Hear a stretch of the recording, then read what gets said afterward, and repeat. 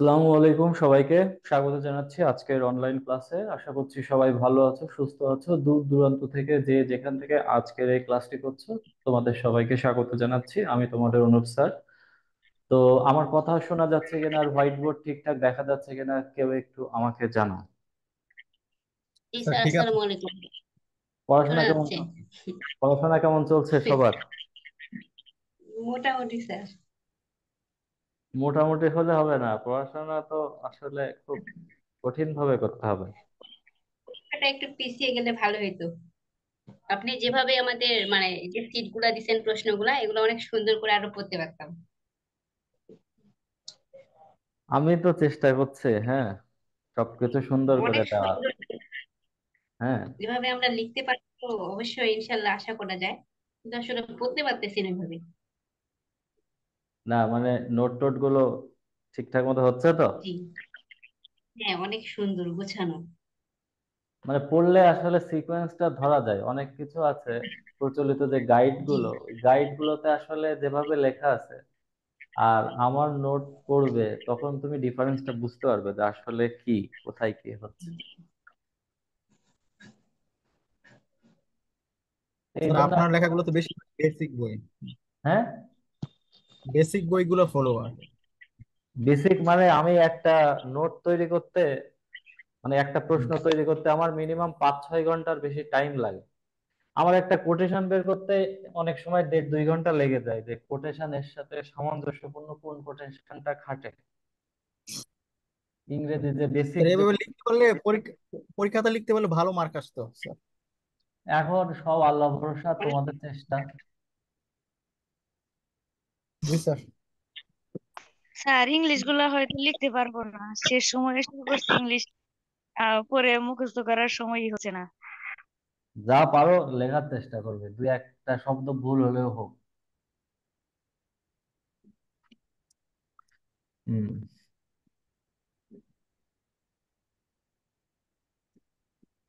ভুল হয় স্যার, হোক, তারপর।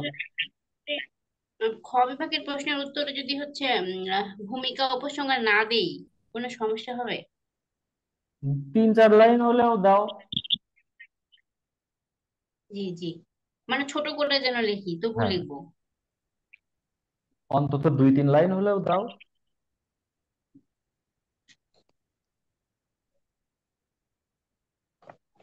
স্যার সমালোচনার ক্ষেত্রে যেমন প্রথমত দ্বিতীয়ত এইভাবে কয়েকটা করে দেওয়া থাকে। তোমার সেটা সময়ের উপরে, আমি খুব দেখা কম। যাচ্ছে ইচ্ছার স্বাধীনতাতে 7টা সমালোচনা দিয়েছি। এখন টাইমের উপরে নির্ভর করবে, তোমার কাছে টাইম দেখা যাচ্ছে কুলাতে পারছো না, তখন তুমি 7টার জায়গায় 5টা দাও, 4টা দাও, টাইম মেনটেন করবে। আচ্ছা ঠিক আছে স্যার। স্যার আমার একটা প্রশ্ন ছিল। হ্যাঁ, বলো। স্যার আমরা যে ছোট প্রশ্ন দিব, ওইখানে হুম, হচ্ছে যদি আমি ভূমিকা এবং উপসংহারের জায়গায় যে লেখাগুলা আছে ওই লেখাগুলা লিখি, ভূমিকা এবং উপসংহার না দেই, তাহলে কি মার্কস দিবে না ফুল? দেবে। ভূমিকা উপসংহার আসলে এইগুলো ও, দেবে। তুমি বলতে চাচ্ছো যে তুমি ওই জায়গায় প্যারা করে লিখবে, প্যারা করে দেবে, তাই তো? আমি তোমার প্রশ্নটা ধরতে জি পেরেছি। স্যার। হ্যাঁ, জি সমস্যা স্যার। নেই।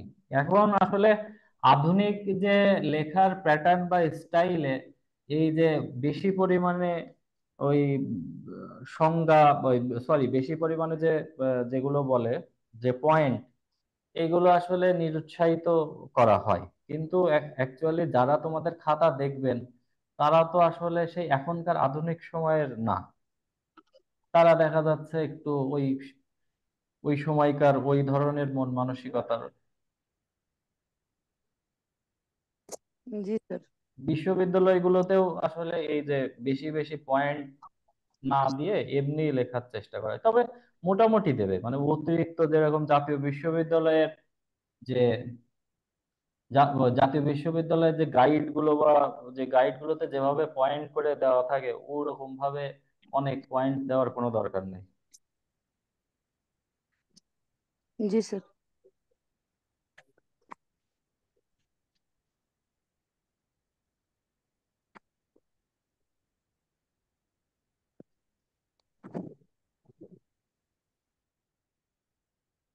তারপরে আমি যে সংজ্ঞা যে কোটেশন গুলো দিয়েছি, অন্তত একটা দুইটা লাইন তুমি কমিয়েও দিতে পারো।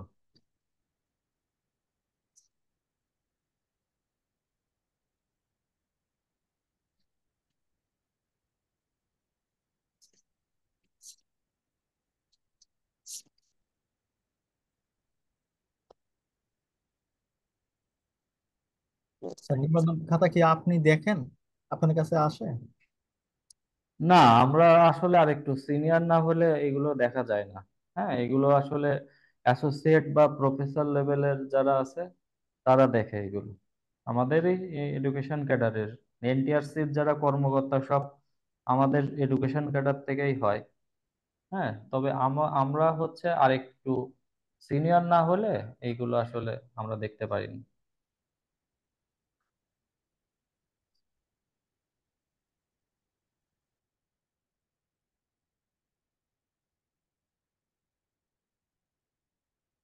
তবে আহ চাকরির খাতা একবার দেখেছিলাম, সেটা হচ্ছে কাস্টমস এর, বেনাপোল কাস্টমস এর মাঝে যে পরীক্ষা হয়েছিল এখানে।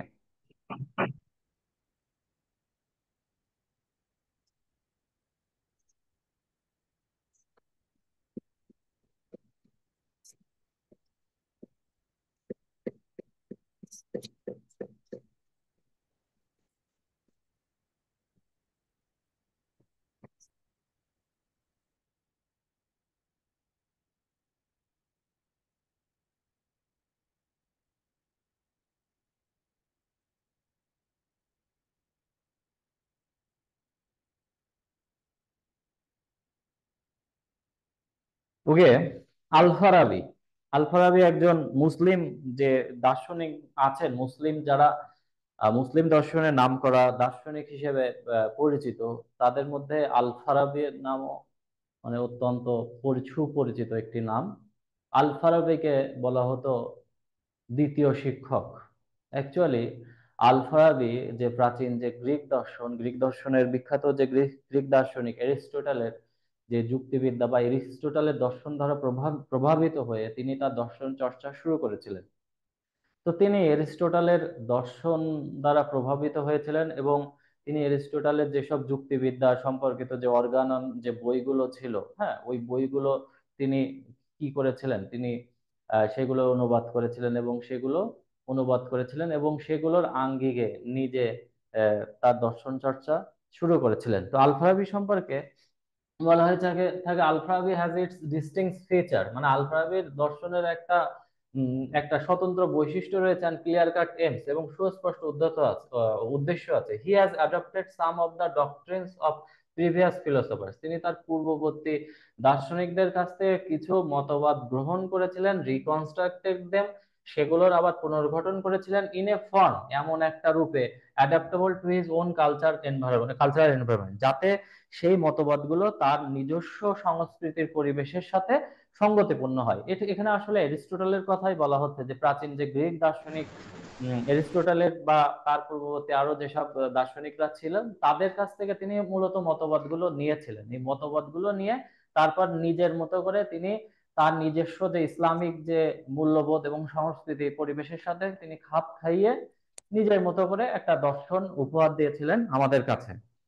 তো এই জন্য বলা হয়ে থাকে his philosophy has become more systematic and harmonious, তার দর্শন ছিল অত্যন্ত পদ্ধতিগত এবং সামঞ্জস্যপূর্ণ। তো আল ফারাবির এই সুশৃঙ্খল দর্শনের তিনি যুক্তিবিদ্যা সম্পর্কিত যে এত সুন্দর করে তিনি ব্যাখ্যা এবং প্রাঞ্জল যে বিষয়গুলো যুক্তিবিদ্যার তুলে ধরেছিলেন, তারপরে যুক্তিবিদ্যার যে নীতি সমূহের ব্যাখ্যা তিনি দিয়েছিলেন, এই কারণে এরিস্টটলের পরে তাকে দ্বিতীয় শিক্ষক বলা হয়। হ্যাঁ, Al Farabi is considered as the second teacher.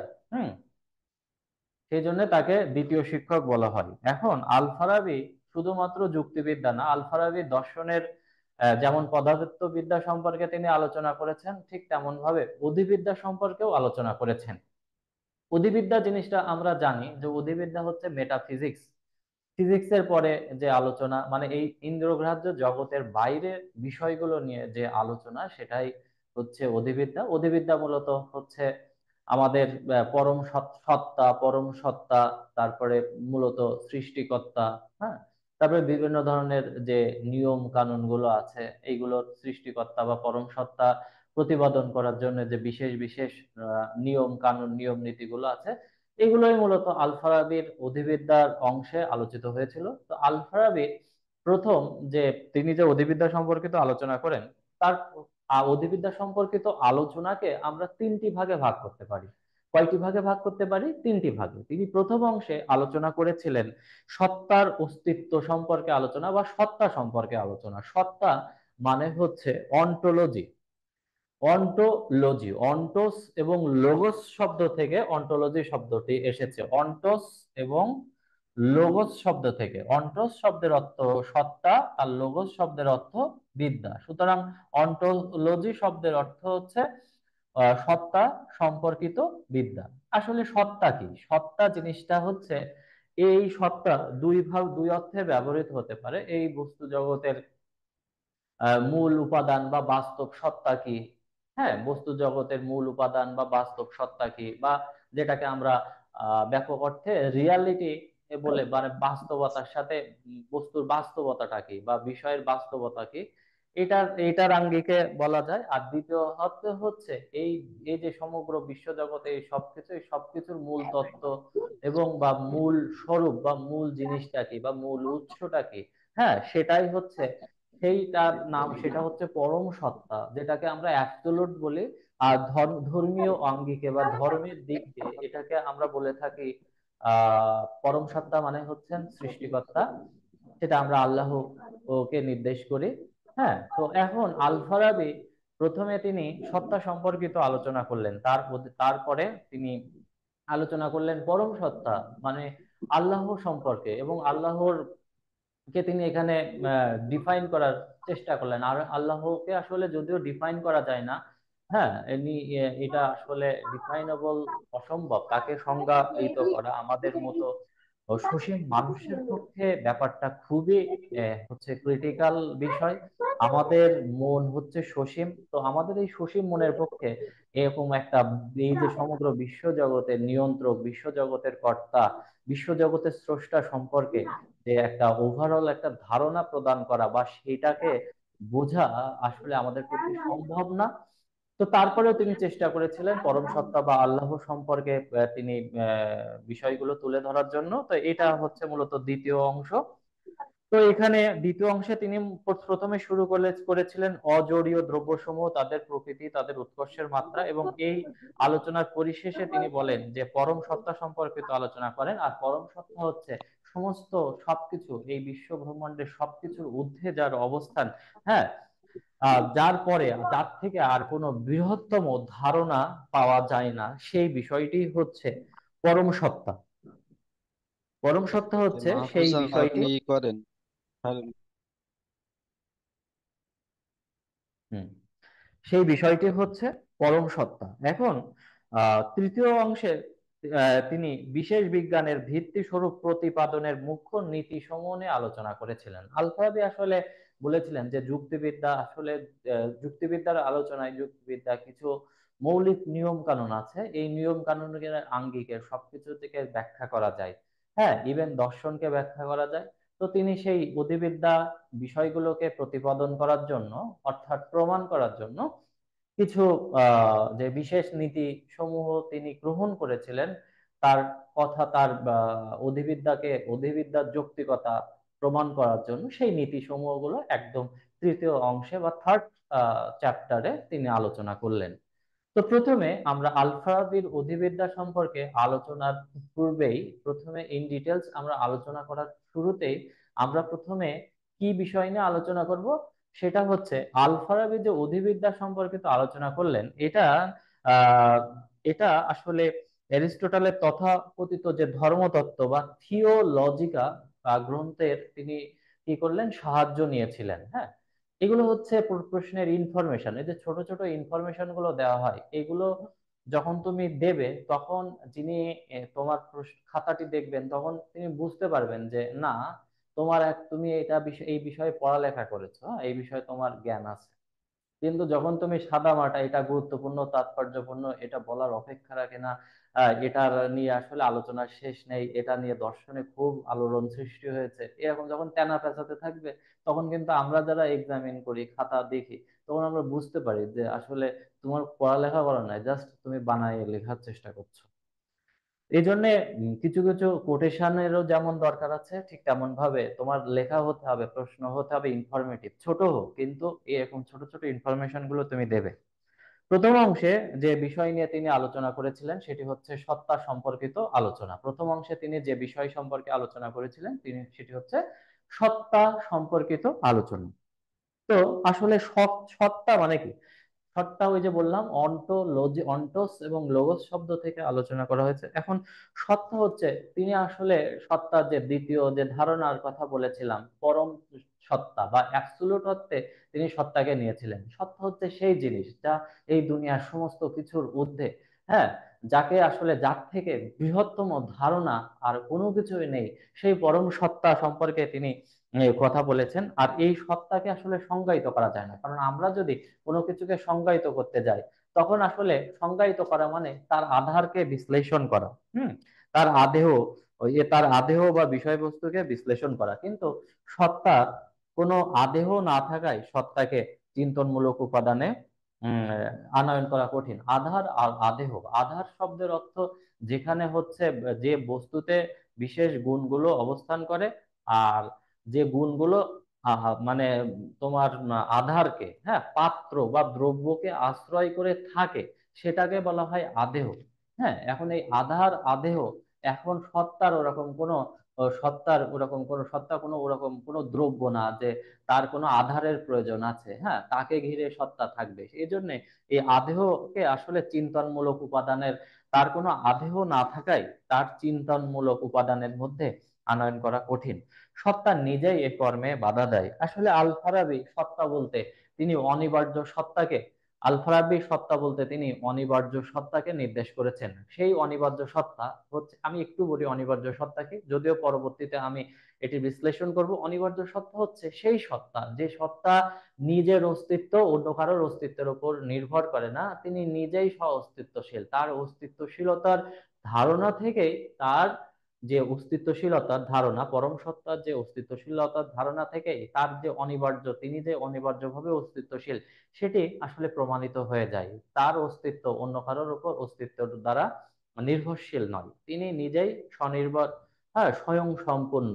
এই জন্যই এই স্বয়ং সম্পূর্ণ। এখন আল ফারাবির দ্বিতীয় অংশে তিনি বলেছেন, তা তো আসলে এই অস্তিত্বশীল বা অনিবার্য সত্তা বলতে বা পূর্ণতম সত্তা বলতে তিনি অ্যাকচুয়ালি মুসলিম দর্শনে আল্লাহকে নির্দেশ করেছেন পরম সত্তা হিসেবে।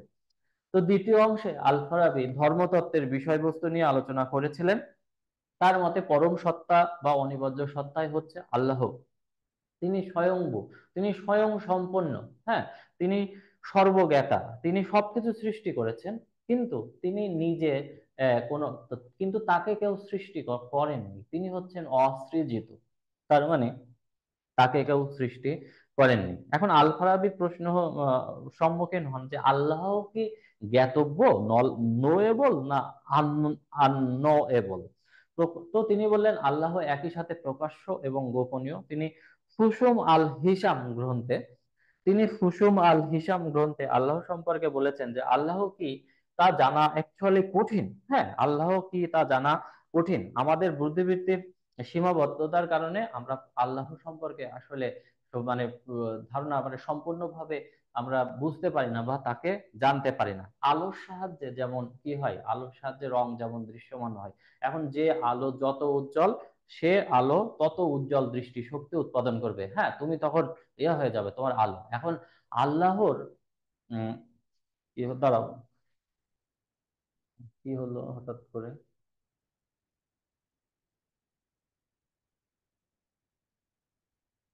দাঁড়াও 1 মিনিট।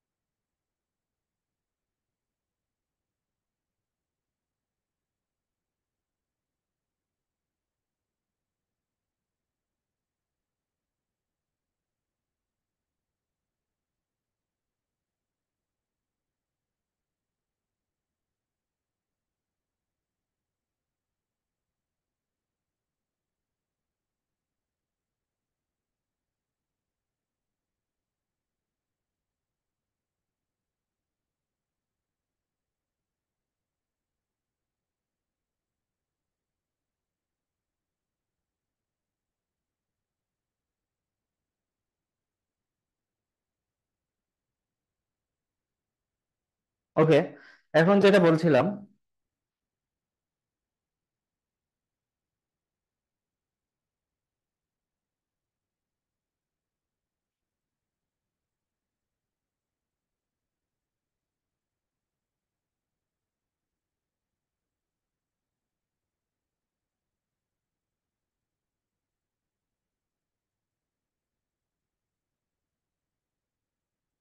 আচ্ছা, আমাকে শোনা যাচ্ছে? এখন আল্লাহর যে এত পরিমাণ তার যে জ্যোতি, সেই জ্যোতির আসলে আহ, সেই জ্যোতিকে আসলে সহ্য করা আমাদের সীমিত মানুষের পক্ষে সম্ভব না। সেজন্য তিনি অকল্পনীয়ভাবে উজ্জ্বল, তার দর্শন মানব চক্ষুর যে পক্ষে আসলে অসম্ভব। তো তিনি আল্লাহকে জানার ব্যাপারে আল ফারাবি ইতস্তত বোধ উম, সত্ত্বেও তিনি বলেছেন যে আমাদের যে সমগ্র দর্শন চর্চা, এই দর্শন চর্চার মূল লক্ষ্য হচ্ছে আল্লাহকে জানা, আল্লাহর সাথে একত্ব বোধ মানে আল্লাহর সাথে একত্ব বোধ আল্লাহর সাথে মানে কি কি বলা যায়, আল্লাহর সাথে একত্ব হয়ে যাওয়া। এবং এই এই জন্য তিনি আসলে এক ধরনের মরমিবাদের কথা ইঙ্গিত দেন, যে আল্লাহকে জানা যাবে, এটা আসলে এটা ঠিক, কিন্তু এটা সত্য আল্লাহকে আমরা না জানা মানে জানতে না পারলেও আমরা তার অস্তিত্ব সম্পর্কে, মানে আল ফারাবি তার অস্তিত্ব সম্পর্কে কোনো ইতস্তত বোধ করেননি। তো তারপরে আল ফারাবি আল্লাহর অস্তিত্বের পক্ষে বেশ কিছু যুক্তি প্রদান করেন। আল্লাহর অস্তিত্বের পক্ষে আল ফারাবি কি করলেন, আল্লাহর অস্তিত্বের পক্ষে তিনি বেশ কিছু যুক্তি প্রদান করেন। সেই যুক্তিগুলো আসলে কি কি দেখো, তিনি আসলে এরিস্টটলের প্রথম যে তিনি বললেন যে গতি থেকে আল্লাহর অস্তিত্বের পক্ষে, গতি থেকে আল্লাহর অস্তিত্বের প্রমাণ, গতি থেকে আল্লাহর অস্তিত্বের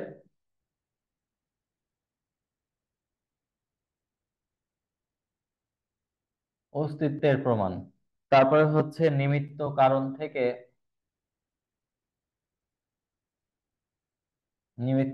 থেকে, তারপরে অনিশ্চিত সম্ভাবনা থেকে।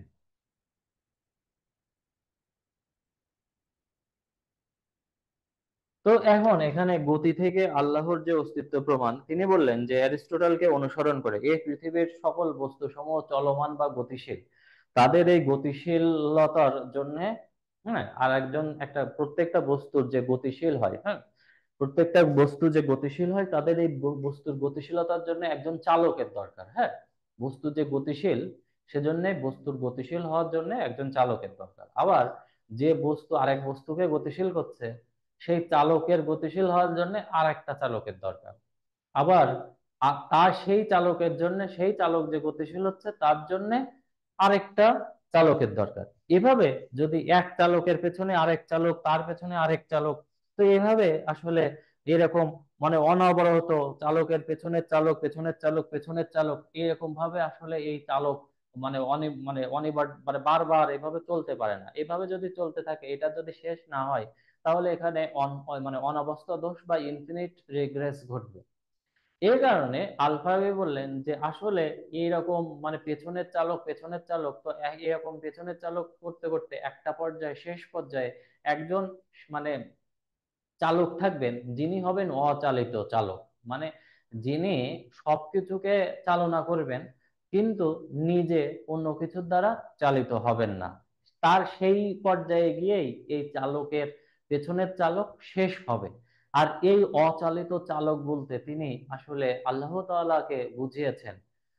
মহান আল্লাহ তাআলাকে আসলে তাকে আর কেউ চালাতে পারেন, চালানোর কেউ কেউ নাই, তিনি নিজেই চালক। হ্যাঁ, তার চালানোর জন্য অন্য কোনো, তিনি যে অন্য এই যে সবকিছুকে চালনা করেন, তার এই চালনার জন্য তার পেছনে আর কোনো চালক নেই। এরিস্টটল যেটাকে বলেছিলেন আনমুভড মুভার, অচালিত চালক, এই এরিস্টটলের আনমুভড মুভার এই ধারণা থেকেই আসলে আল ফারাবি এই অচালিত চালক বিষয়টির আহ, মাধ্যমে আল্লাহর অস্তিত্বকে প্রমাণ করলেন। ওই যে আমি বলেছিলাম যে আল ফারাবি তার পূর্ববর্তী দার্শনিকদের কাছ থেকে বিভিন্ন মতবাদকে নিয়ে তিনি সেই মতবাদকে তার সংস্কৃতির পরিবেশের সাথে সামঞ্জস্যপূর্ণ করে তিনি সেই ধর্মীয় আঙ্গিকে সেই মতবাদ বা যুক্তিগুলোকে ব্যবহার করেছেন এবং সেগুলোর একটা সুসামঞ্জস্য রূপ দিয়েছেন। হ্যাঁ, তো এই কারণে আল ফারাবি আসলে ওই যুক্তির মাধ্যমে এরিস্টটলের অচালিত চালক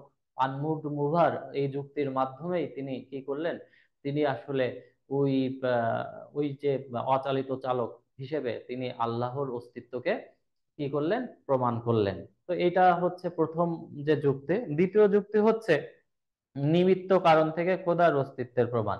এই দুনিয়ার নিমিত্ত আসলে কি, যার জন্য কোনো কিছু করা হয়, যার কারণে কোনো কিছু করা হয়, সেটি হচ্ছে নিমিত্ত। তা আসলে এই জগতের সবকিছুর যে এরকম নিমিত্ত, যে অচালিত চালকের মতো এই জগতের সবকিছু কোনো না কোনো কাজের পেছনে কোনো একটা নিমিত্ত বা উদ্দেশ্য থাকে। হ্যাঁ, তো আসলে এই নিমিত্ত বা উদ্দেশ্য বা সেই কারণের আরেকটা নিমিত্ত বা আরেকটা কারণ থাকে, সেই নিমিত্ত কারণে আরেকটা নিমিত্ত কারণ থাকে। তো এইভাবে একদম শেষ পর্যায়ে একটা আদি নিমিত্ত কারণ আসে। সেই আদি নিমিত্ত কারণ হিসেবে তিনি আল্লাহর কথা বলেছেন এবং আল্লাহকে তিনি সেইভাবে সেই যুক্তি দিয়ে এই নিমিত্ত কারণের মাধ্যমে, আদি নিমিত্ত কারণের মাধ্যমে তিনি অসৃজিত নিমিত্ত কারণ, হ্যাঁ, যে নিমিত্ত কারণের আর কোনো কারণ নেই, সেই হিসেবে আল্লাহকে তিনি প্রমাণ করলেন।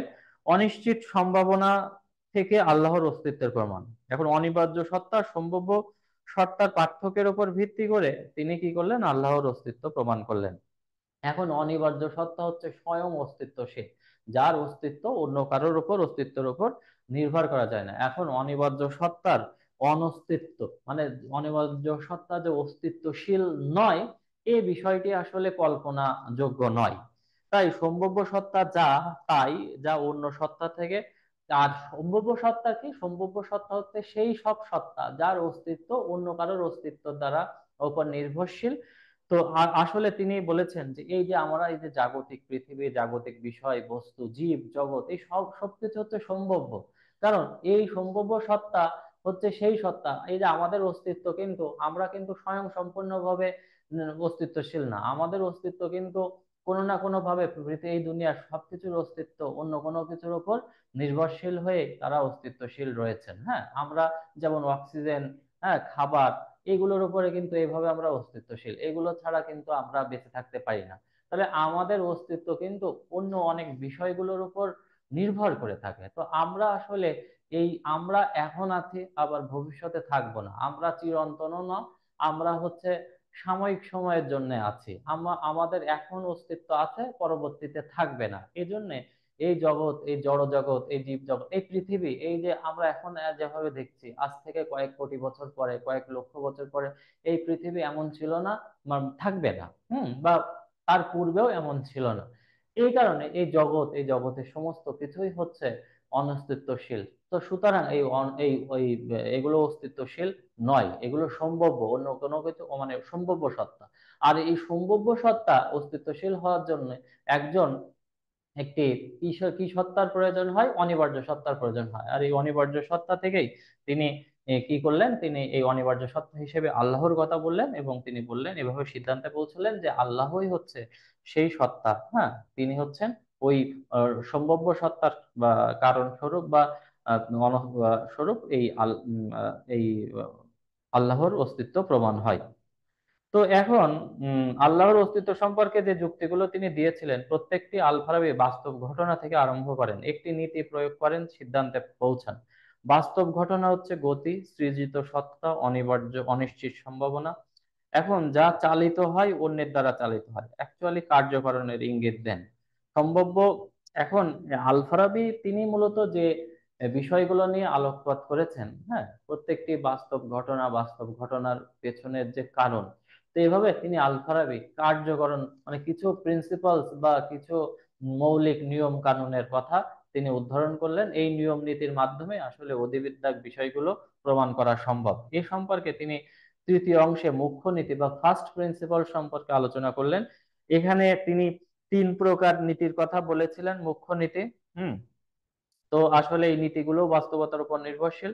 এখন এই 3 প্রকার নীতি হচ্ছে বিরোধবাদক নীতি। বিরোধবাদক নীতি হচ্ছে principle of contradiction. Principle of কন্ট্রাডিকশনটা আসলে কি? প্রিন্সিপাল অফ কন্ট্রাডিকশন মানে কি, যে চিন্তার ক্ষেত্রে বিরোধ যদি দেখা যায় তাহলে সেটাকে বলা হয় যে প্রিন্সিপাল অফ কন্ট্রাডিকশন। যেমন আমি একই সাথে দুটি পরস্পর বিরোধী গুণের অস্তিত্ব কোনো বস্তুর ক্ষেত্রে প্রয়োগ করতে পারি না। আমি একই সাথে বলতে পারি না যে, তোমরা একই সাথে বলতে পারো না যে অনুপ স্যার এখন ক্লাস নিচ্ছে এবং অনুপ স্যার এখন ক্লাস নিচ্ছে না, এ কথা বলতে পারো না। হয় তোমাকে বলতে হবে অনুপ স্যার ক্লাস নিচ্ছে, আর অথবা না নিচ্ছে না। বা তুমি বলতে পারো যে এখন দিন, হ্যাঁ, এখন দিন এবং রাত যদি বলো এখন দিন এবং রাত, সেটা না, হয় তোমাকে বলতে হবে এখন দিন বা এখন রাত। তা দুটো পরস্পর বিরোধী গুণ একই সাথে ক্ষেত্রে কি করা যায় না, প্রয়োগ করা যায় না। এটা হচ্ছে বিরোধবাদক নীতি, প্রিন্সিপাল অফ কন্ট্রাডিকশন। আর কার্যকরণ তত্ত্ব তো তোমরা মোটামুটি সবাই জানো। কার্যকরণ যে every phenomena must have a cause বা রিজন, এটা হচ্ছে প্রত্যেকটি ঘটনার পেছনে একটা কারণ আছে। আর মধ্যপদলোপ নীতি মানে কি, যে কোনো বস্তু সম্পর্কে বা বিষয় সম্পর্কে তুমি যদি তুমি তার দুটো পরস্পর বিরুদ্ধ গুণের একটি গুণকে যদি অস্বীকার করো, তাহলে তার সেই যেটি অস্বীকার করলে তার যে বিরুদ্ধ যে গুণ সেটি স্বীকার করে নিতে হয়। তার মানে আমি যদি বলি যে লোকটি অসৎ বা লোকটি সৎ নয়, তাহলে সতের বিরুদ্ধ গুণ কি, অসৎ, তাহলে লোকটি যদি আমি বলি যে অসৎ, তার মানে তার সম্পর্কে আমি যে বললাম যে লোকটি সৎ নয়, তার মানে আমরা তার সতের বিরুদ্ধ গুণ হচ্ছে অসৎ, তাহলে অসৎকে, তাহলে লোকটি হবে অসৎ। তার মানে একটা জিনিসের দুটি বিরুদ্ধ গুণের যদি একটিকে কোনো বস্তু সম্পর্কে অস্বীকার করে, তাহলে যেটি অস্বীকার করা হয় তার বিরুদ্ধ গুণকে স্বীকার করে নেওয়া হয়। আমি যদি বলি যে ছেলেটি ভালো নয়, তাহলে ভালো গুণটিকে অস্বীকার করলাম। হ্যাঁ, এখন ছেলেটি ভালো নয় বা রহিম ভালো নয়, তাহলে রহিম সম্পর্কে আমি বললাম যে রহিম ভালো নয়, তার মানে ভালো গুণটিকে অস্বীকার করলাম। তো ভালো গুণকে অস্বীকার করা মানে হচ্ছে ভালোর যে বিরুদ্ধ গুণ হচ্ছে খারাপ, তাহলে খারাপটাকে স্বীকার করে নেওয়া, অর্থাৎ এটা হচ্ছে খারাপ। তার মানে দুটো বিরুদ্ধ গুণের একটি গুণ যদি, বিরুদ্ধ গুণের একটি গুণকে অস্বীকার করা হয় তাহলে স্বীকার করা হয় বা অস্বীকার করা হয়, তাহলে তার যে অপর গুণটিকে আমাদের স্বীকার করে নিতে হয়। তো এইভাবে আল-ফারাবির আসলে পার্থক্যহীনতা, তিনি অ্যাকচুয়ালি বলতে চেয়েছেন যে অ্যারিস্টটলের নিকট যুক্তিবিদ্যা হলো সত্যে উপনীত হওয়ার পদ্ধতি। এখন এই প্রত্যেকটা নীতির সাথে দেখো যুক্তিবিদ্যার নীতি অর্গাননের যে অ্যারিস্টটল যে মৌলিক নীতিগুলো আলোচনা করেছিলেন সেগুলোর সাথে মিল রয়েছে। তিনি আল-ফারাবি যুক্তিবিদ্যা এবং সত্তা বিষয়ক বিদ্যার মধ্যে পার্থক্যহীনতা বা ইনসেপারেবিলিটির কথা বলেছিলেন। তো আল-ফারাবি এই যে কিছু সমালোচনা দিয়েছে যে সম্ভবতা, যে শব্দটি গাজালি মেনে নিতে পারেনি, সম্ভবতা একটি একটি সার্বিক ধারণা, এটি বস্তুর জ্ঞান প্রকাশক নয় বলে বলা হয়েছে। এটা হচ্ছে আল-ফারাবি মনে করেন এটা হচ্ছে শুধু মানুষের ধারণা, এটার কোনো বাস্তবে কোনো অস্তিত্ব নেই। আল-ফারাবি কার্যকরণ সম্পর্ককে স্বীকার করেননি, মানে সরি, আল গাজালি কার্যকরণ সম্পর্ক স্বীকার করেনি। আল গাজালি বলেছেন যে আল-ফারাবি যে কার্যকরণ সম্পর্কের কথা বলেছে, দুটো বিষয় যে একই সাথে পরপর ঘটতে দেখলে যে তাদের মধ্যে কার্যকরণ সম্পর্ক আছে বলে যে ধারণা করে নেওয়া হয়, এটা আসলে ঠিক না। কারণ এরকম এই সম্বন্ধটা আসলে প্রমাণ করা সম্ভব না বা দেখা যায় না। এটা আসলে আল্লাহর এদের মধ্যে কোনো অনিবার্য সম্বন্ধ নেই। হ্যাঁ, আল গাজালি আল-ফারাবি যে আদি কারণের ধারণার কথা বলেছেন, তা এই যে যুক্তি দ্বারা প্রমাণ করা যায় না। আদি কারণকে আসলে আদি কারণ হচ্ছে যুক্তি বুদ্ধি সবকিছুর ঊর্ধ্বে, হ্যাঁ, হুম, বরং তা অনুমান করা যায়। তাই আসলে যুক্তি দ্বারা ওইটা প্রমাণিত বিষয় নয়। তো এভাবে আসলে আল-ফারাবি তার অধিবিদ্যা সম্পর্কিত আলোচনা করলেন এবং মুসলমানদের, তিনি আসলে গ্রিক এবং ল্যাটিন থেকে যে বহু মুসলিম দার্শন ওই যে পাশ্চাত্যের ওয়েস্টার্ন ফিলোসোফারদের যে বিষয়গুলো ছিল সেই বই গ্রন্থগুলো উনি অনুবাদ করেছিলেন নিজের ভাষায়। আর এই কারণে পরবর্তীতে তার এই অনুবাদ মুসলমানদের জ্ঞান চর্চার দিক সুগম করেছিল। হুম, আলকেমি, যুক্তিশাস্ত্র, দর্শন, পদার্থবিজ্ঞান এবং মনোবিজ্ঞানে ছিল আল ফারাবির আসলে অনেক উপাদান ও অবদান। কারণ আল ফারাবি আসলে ওয়েস্টার্ন ফিলোসোফারদের বিভিন্ন এই সব বিষয়ে যে গ্রন্থগুলো ছিল সেগুলো তিনি নিজের ভাষায় অনুবাদ করেছিলেন এবং নিজের মতো করে তিনি সেগুলো ব্যাখ্যা বিশ্লেষণ করেছিলেন। আর এই কারণে পরবর্তীতে অন্য যে তার যে উত্তরসূরি যে দার্শনিকরা আসে, তাদের যে জ্ঞান চর্চার পথ কি হয়েছিল, আরো সহজ হয়েছিল। হ্যাঁ, তো তাদের জ্ঞান চর্চার পথ তিনি সুগম করে দিয়েছিলেন। That's all about metaphysics of Al Farabi. তো তোমরা উম, মনে হয় বুঝতে পেরেছো, বুঝেছো আল ফারাবি জি কি স্যার। বলেছিলেন? জি স্যার। জি স্যার। জি স্যার। কঠিন মনে হয়? কঠিন মনে হয় বলো? হ্যাঁ, স্যার কঠিন? আপনি ক্লাস নিলে স্যার সহজ হয়ে যায় সবকিছু। তাই? তাহলে তো ভালো, শুনে ভালো লাগে। একটু মাঝে মাঝে একটু বলবে, তাহলে মনে হয় আসলে আমার পরিশ্রম সার্থক যে